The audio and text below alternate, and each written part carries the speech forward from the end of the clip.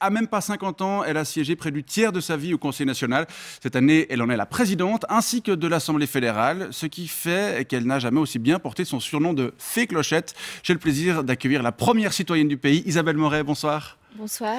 J'accueille également Reto de Senuzorn, que je vous présente. Vous êtes membre du comité directeur d'Économie Suisse. Oui, bonsoir. Et tout comme vous êtes aussi membre du comité directeur d'Économie Suisse, en votre fonction de présidente de la Fédération des industries alimentaires suisses, c'est juste? C'est quoi, ça représente quoi ce mandat en fait Alors ce mandat est légèrement mis entre parenthèses pendant mon année de présidence puisque je m'exprime essentiellement au nom du Parlement. Mais pour moi, ça consiste essentiellement à défendre en fait la nourriture que vous mangez en Suisse. Et on voit que dans une période comme celle de la crise du coronavirus, c'était important de pouvoir être sûr que nous ayons de l'alimentation dans notre pays, que ce soit en passant des agriculteurs jusqu'à la farine, le chocolat, les pâtes, etc. Et c'est aussi important que nous ayons ces entreprises qui fassent de la farine, des pâtes, etc. Aussi des boîtes que nous puissions manger dans notre pays. Subvenir en cas de besoin dans ce genre de situation. Exactement. Ça, c'est là pour la FIAS, mais Économie Suisse, ça consiste à défendre les intérêts des grandes entreprises contre les intérêts des syndicats, on est d'accord? Alors, au sein de l'industrie alimentaire, par exemple, il y a plein de PME de 7 employés. J'ai aussi toute la filière bio qui en fait partie, donc c'est très varié. Et moi, ce qui m'intéresse surtout, c'est de me dire, je viens d'une famille, mes beaux-parents étaient agriculteurs, je suis très sensible à la cause agricole. Je ne serais pas crédible pour défendre ce milieu-là, mais la moitié de ce qui est produit, par exemple, en termes d'oléagineux, eh bien, est transformé par l'industrie alimentaire suisse. Et si, main dans la main, l'industrie alimentaire suisse ne travaille pas avec les agriculteurs auraient peu de débouchés dans notre pays. Et encore une fois, dans une crise comme celle du coronavirus, on a vu qu'il était important d'avoir une production alimentaire suffisante en Suisse, mais pas seulement alimentaire, mais aussi peut-être de masques ou de produits de protection. Exactement. Même si c'est moins rentable. Isabelle Moret, pas vraiment libéral en fait. Avant d'aller plus loin dans cet entretien, et pour permettre à ceux de nos concitoyens qui ne connaîtraient pas encore la première d'entre eux, voici votre portrait. Il est signé Fred Vallet. Chère Isabelle Moret, avant toute chose, rappelez-moi, vous êtes quoi déjà? Je suis une femme, ça se voit. Ah oui, ça se voit, et c'est un bon début. Vous êtes donc une femme vaudoise à 2 pas de la cinquantaine, mère de famille, vous parlez 4 langues et vous êtes de droite. Et comme bon nombre de politiciens de droite, vous avez été très original dans le choix de vos études en visant un brevet d'avocat. Cette révélation qui m'est faite me laisse sans voix, je suis outré. Vous qui êtes fille de cheminot, vous avez pourtant souvent été à l'heure au moment de gravir les échelons en politique. Conseillère communale, vice-présidente des Jeunes Radicaux Suisses, vous entrez au Grand Conseil vaudois en 1999. 7 ans plus tard, vous quittez le château lausannois pour rejoindre le Parlement fédéral à Berne en tant que jeune conseillère nationale. Rebelote en 2011 en vous hissant carrément à la première place des élus romans en termes de suffrage. Une vraie première de classe jusqu'à devenir la première citoyenne du pays le jour de votre élection à la présidence du Conseil national en décembre 2019. Vous vous définissez avant tout comme une femme de dossier qui aime bosser et là-dessus, on vous croit sur parole et on se demande même à quoi vous pouvez bien carburer. Ah non, pour ma part, je ne veux pas dépénaliser la cocaïne. D'accord. On vous dit persuasive, passionnée, endurante, parfois même pugnace et riche d'une soif de contrôle. Il y a dans votre voix et surtout dans vos yeux un paradoxe qui peut à la fois attendrir et carrément effrayer. Des échecs, vous en avez eu aussi. Un peu plus tôt, en 2017, ambitieuse et déterminée, vous vous lanciez dans la course au Conseil fédéral pour remplacer Didier Burkhalter avec des arguments plutôt chocs. Alors, je suis une libérale progressiste, puisque maintenant, on va aller plus sur mon terrain. J'envoie toujours des SMS à tous mes collègues. Malheureusement, vous finissez la course sur la 3e marche du podium avec 28 petites voix. C'est moins que la troupe des enfoirés. Mais dites, Isabelle Moret, entre nous, vous ne méritez pas mieux qu'un rôle de maîtresse d'école pour politiciens dissipés? Alors ça, c'est dégueulasse. Est-ce qu'ils ont été un peu moins dissipés cette semaine, vos collègues, durant cette semaine complètement extraordinaire à tout point de vue? Alors, très honnêtement, du point de vue silence, c'était absolument parfait. On a vu dans le sujet, les échos, la réverb qu'il y avait, c'était quand même autre chose que la salle du Conseil national, non? Oui, parce que la salle du Conseil national, elle date d'il y a très longtemps. Donc, elle est faite aussi pour qu'on puisse s'entendre sans micro. Donc, imaginez avec le micro. Donc, moi, j'entends tous ceux qui chuchotent ou qui se racontent des choses. Je sais où vont manger les uns et les autres parce que j'entends leur organisation de dire pas de midi dans la salle du Conseil national. Ici, à Palexpo, à Bernexpo, pardon, les parlementaires étaient tellement éloignés des uns des autres qu'ils ont dû limiter leur conversation, ce qui était parfait pour moi. Vous avez eu l'impression que pour une fois, ils s'intéressaient à ce que les autres racontaient, ce qui n'est pas le cas habituellement. Je ne peux pas juger parce qu'ils étaient aussi tellement loin de moi que je ne voyais pas vraiment ce qu'ils faisaient. Mais c'est vrai, on dit des fois qu'au Conseil national, il n'y a jamais de silence, quasiment jamais. Il y a toujours un brouhaha. Sauf quand M. Recordon avait fait sa déclaration sur le droit de la procréation médicalement assistée. Je crois là, il y avait eu une solennité. Hein. Enfin, mais je pense qu'il y a des sujets qui sont vraiment importants avec des discussions fortes. Là, oui, les parlementaires écoutent, mais tous les sujets ne sont pas forcément du même intérêt. C'était le diagnostic préimplantatoire, je me suis trompé. vous avez retrouvé ça dans votre mémoire. Oui. Est-ce qu'on vous a déjà ressorti récemment ce surnom de fée clochette dont vous avez affublé vos collègues au début de votre carrière? Je viens de l'entendre. Oui, mais alors, pas moi, mais de la part de vos collègues. Alors, la plupart de mes collègues sont suisses-allemands, donc ils n'ont pas la même littérature Comment on que dit nous. fée clochette en suisse-allemand, monsieur Tsenhäuser? En tout cas, ça serait pourtant pertinent qu'actuellement vous le ressortez, parce que vraiment, vous êtes maintenant formellement la fée clochette. Oui, c'était prémonitoire. Voilà, non mais est-ce qu'à part ça, ça fait 14 ans que vous siégez à Berne, est-ce que le machisme s'est un petit peu calmé? Alors, allez-y, vous pouvez y aller. Allez-y, balancez. il y a eu franchement une vague féminine Bien sûr, oui. lors des dernières élections fédérales, ce que j'ai salué. Et moi, j'espère voir une évolution. Et c'est vrai que c'est pas forcément évident en politique pour les femmes de se faire une place. On doit toujours prouver qu'on est compétente, etc., etc. Et j'espère que ceci évoluera. Donc en gros, ce qu'ils ne vont pas comprendre, c'est qu'il y a encore du boulot. Oui, c'était assez diplomatique, non, ce que je viens de dire. C'était une très très bonne réponse. On vient de voir, on l'a vu il y a quelques minutes, ce sujet où Gilles Wenger vous suivait à Berne. On a vu que c'était une semaine de malade que vous avez passée. On a vu vos traits un peu tirés. Vous venez chez nous ce soir. Merci beaucoup. Mais vous avez pu récupérer?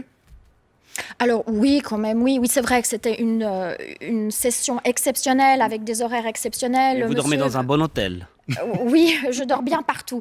Monsieur Wenger m'a suivi une journée où on a siégé quasiment pendant 16 heures. Donc, c'est vrai que c'était lourd, mais je pense que c'était essentiel parce que les décisions que nous avons prises étaient importantes. Si on n'avalisait pas les crédits que le Conseil fédéral a demandé, eh bien, toutes les aides financières, que ce soit aux PME, pour le chômage partiel, aux familles, aux crèches, au tourisme, eh bien, on n'aurait pas pu... Enfin, le Conseil fédéral aurait dû arrêter de les dépenser. Là, vous allez un petit peu au-delà de votre devoir de réserve en tant que présidente du Conseil national, puisque vous dites que c'est bien d'avoir donné ces soutiens aux crèches, à l'industrie aéronautique, etc., etc. Vous ne devez pas donner votre avis. Hein. Une fois que le Parlement a voté, la présidente doit dire que c'est très bien ce qu'a voté le Parlement. Et comme les conseillers fédéraux qui défendent des sujets qui ne sont pas d'accord avec, en fait. Hein. Alors la présidente, c'est vrai, doit représenter le Parlement et l'opinion du Parlement. Elle ne peut pas exprimer son avis personnel. Ça exige de rester impassible. Donc quoi qu'ils se disent devant moi, je ne dois pas bouger, même si c'est parfois farfelu. Donc si le Parlement votait pour la nationalisation du BS, vous diriez c'est super. Alors, je le dirais peut-être avec moins d'enthousiasme, mais... Vous devriez quand même un petit peu quittancer ce choix. Voilà. Vous noterez que je vous ai parlé de ce qui m'intéresse, et en particulier comme les crèches, le tourisme qui me tient à cœur, et peut-être moins dans notre élément. Mais il y a ce terme première citoyenne du pays. Oui, pourquoi on vous appelle comme ça? Vous vous dites, des fois en marchant dans la rue, vous voyez plein d'autres citoyens, puis vous dites, chez moi, je suis la première. Non. Ouais, mon œil. Ouais, c'est vrai, c'est bizarre. Pourtant, vous n'êtes pas la plus riche. En fait, le Parlement... Tout ne se mesure pas en termes financiers, monsieur. Ah bon?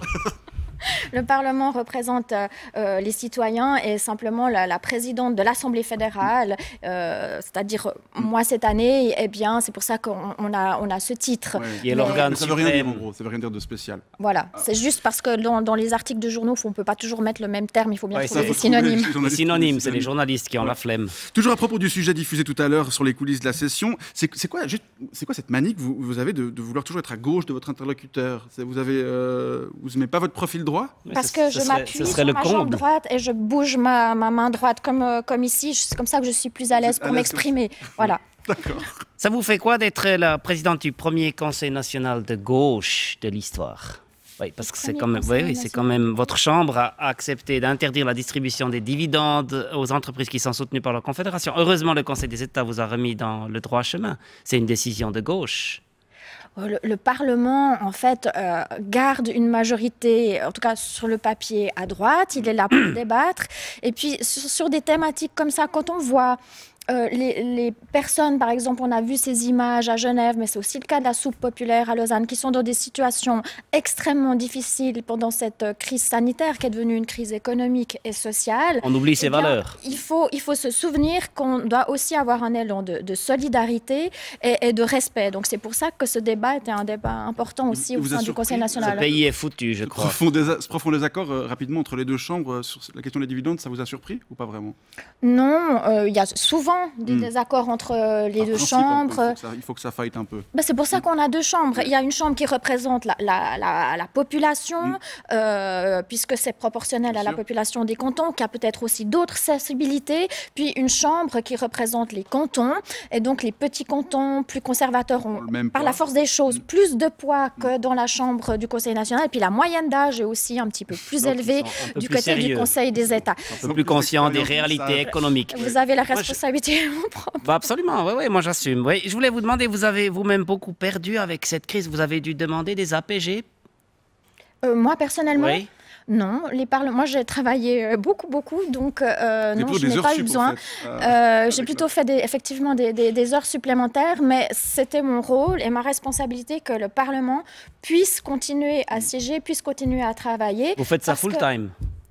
Normalement, l'année de présidence, c'est considéré comme une année... c'est mieux payé que les autres, oui, le président est payé, Monsieur est payé plus que les... Si, il n'y a que l'argent.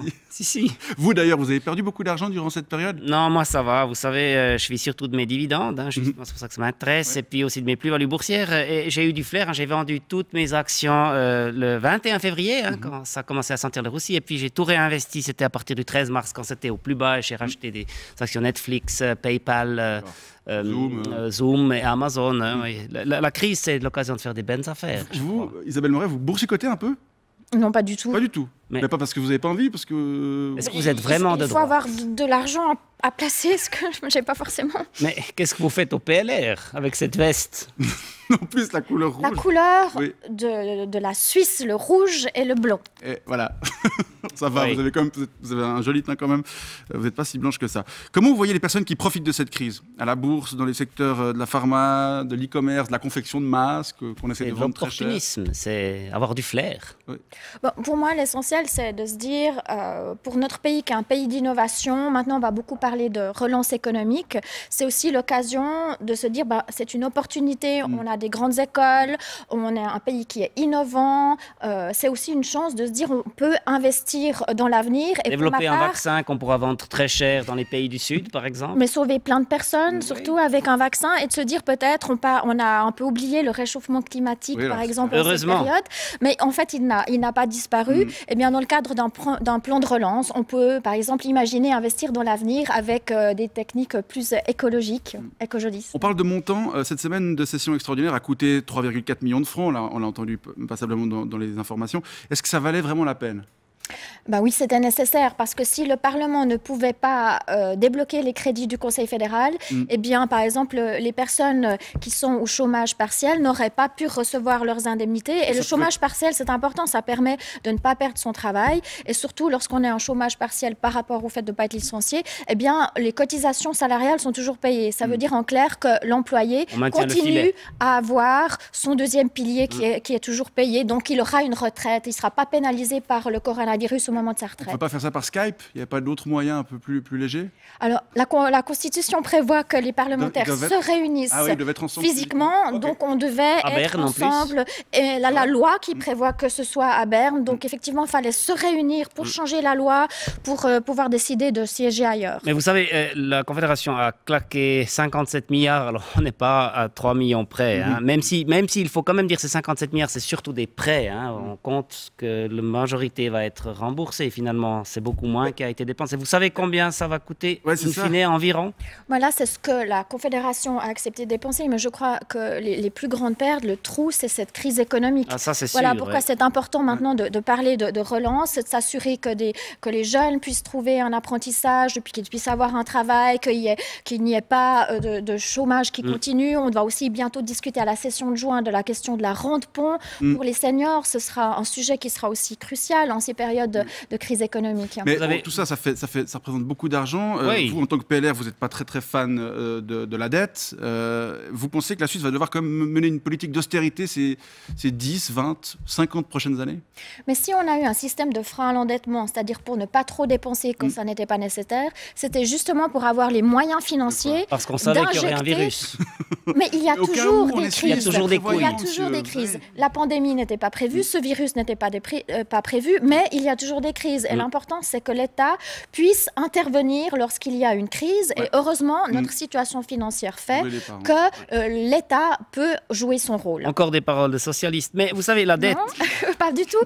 Moi, je suis une PLR vaudoise, c'est-à-dire, on dit régulièrement chez nous, on veut pas moins d'État, on veut mieux d'État. Et on voit ici que le rôle de l'État est important. Il intervient parce que c'est nécessaire qu'il intervienne maintenant. Mais après, lorsque c'est plus nécessaire, il doit se retirer et laisser le libre marché fonctionner. Je voulais juste dire, la dette, la dette, c'est pas le plus gros problème actuellement, surtout au prix où est le loyer de l'argent. Et puis chaque citoyen est solidaire de cette dette, il va devoir rembourser. Non, moi je pense qu'il est grave, c'est la chute du PIB, vous l'avez évoqué entre les lignes, et donc ça veut dire la chute aussi du bénéfice des entreprises. J'ai fait un rapide calcul, selon le SECO, le PIB devrait baisser de 5,7% cette année, ce qui représente justement 47 milliards de francs, qui sont comme ça partis en fumée. Si les mesures de confinement, elles ont sauvé, mettons, 4000 personnes, on ne sait pas, personne ne connaît le chiffre, mais on peut estimer à 4000, ça veut dire c'est environ 12 millions de francs par vie sauvée. Vous pensez que c'est ça la valeur d'un être humain, 12 millions par personne? Moi, je pense que la valeur d'un être humain vaut largement plus que cette somme-là. Et dans une première étape, en fait, elle n'est pas finançable, on ne peut pas la calculer. Dans cette première étape, l'OCDE, elle évalue à 6 millions, vous savez, non, c'est vrai. Cette première étape, c'était absolument nécessaire de prendre les décisions que le Conseil fédéral a prises. On n'est pas allé trop loin. Parce qu'on ne connaissait pas ce virus, les scientifiques ne le connaissaient pas, on ne savait pas qui allait être touché, donc il fallait prendre des mesures fortes, et le Conseil fédéral l'a fait. Maintenant, avec le temps, les scientifiques connaissent mieux ce virus, nous allons devoir continuer à vivre avec lui et nous déconfiner pas à pas, relancer l'économie pas à pas en respectant les gestes barrières, la distance de 2 mètres, parce qu'effectivement, nous avons cette crise économique et sociale à gérer. Et moi, je suis fière que dans notre pays, nous soyons solidaires, et je suis de droite, et je suis fière de dire que je veux que nous soyons solidaires. Je n'ai pas peur de ce mot. Vous avez un point commun, vous êtes de droite les deux ce soir. Merci, M. Tennyson, d'être passé sur ce plateau.